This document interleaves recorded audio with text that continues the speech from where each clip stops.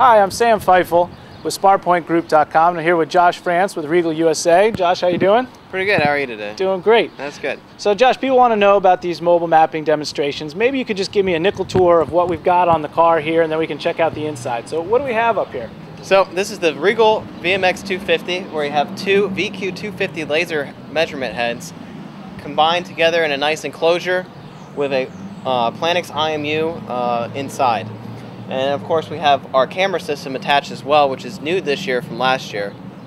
This camera system can support up to 6 cameras simultaneously collecting data, and this current configuration is just 2. These are up to 5 megapixel cameras, and they can do up to 32 frames per second.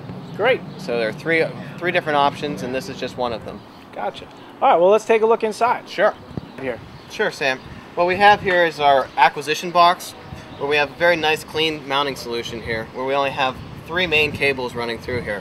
We have our main power and data cable here, followed by our DMI cable, which goes out to our distance measurement unit that's located on the wheel. And then of course we have our touchscreen monitor cable. What's nice about this is that it can power right off the internal battery in the car, and then also charge your backup battery as well. So while you're driving, you can turn off the system and turn it back on, and everything will still work just fine.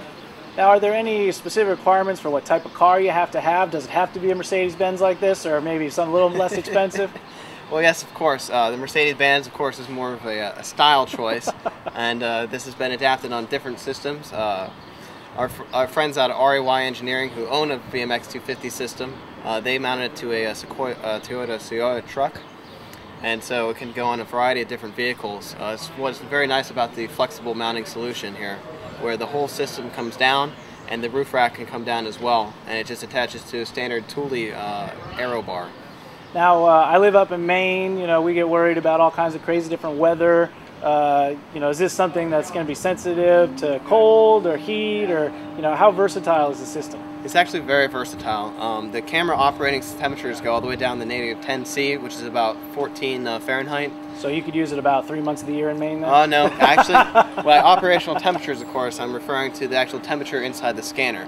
So if the scanner temperature gets down below that, then it would be a problem. But since the scanners are running a laser system inside, so it heats up. So what we do in a cold situation, we were just up in Michigan a couple months ago, where it was, you know, about 12 degrees Fahrenheit most of the time. We just added an insulation blanket around each of the scanners, and that provided more heat insulation. So you could probably go down much colder than that. What about the heat? I'm in the desert, you know, right. How high can we go? It goes up to 110°C. That's quite That's high pretty there. hot. Yeah. So you may not want to be out if it's much hotter than that. Of course, if you wanted to add extra cooling to it, there's obviously you can add extra fans to increase the ventilation in the system. Great. And one of the things that people worry about is that this is going to collect like terabytes and terabytes of data that's going to be hard to manage. How big of a file are we going to wind up with at the end of the day with this? Well, of course, it depends on how far you're going, Sam. And that's one of the things with any mobile system is that, you know, the longer you drive, the more data you collect. Well, with this system, though, we are doing online digitization of the waveform. So we're getting full waveform performance here that is turned around real time. So the files might sound like they'd be large as a result of that. However, that's not true. Our file system is actually a very compressed format, where we get about ½ gigabyte per mile, depending on your driving speed, of course. Yeah, that's not bad at all. No, so it's actually very manageable data size.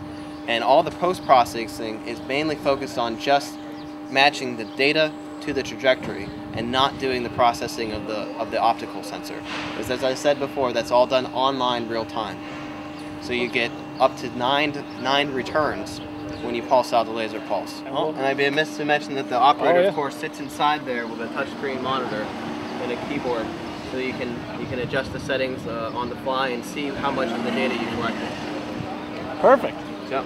All right. Well, good luck at SPAR, and yes, thank you very much. Anybody has any questions, I'm sure they can get in touch with you. Yep, and we'll be here all week. Excellent. Thanks a lot. Thank you.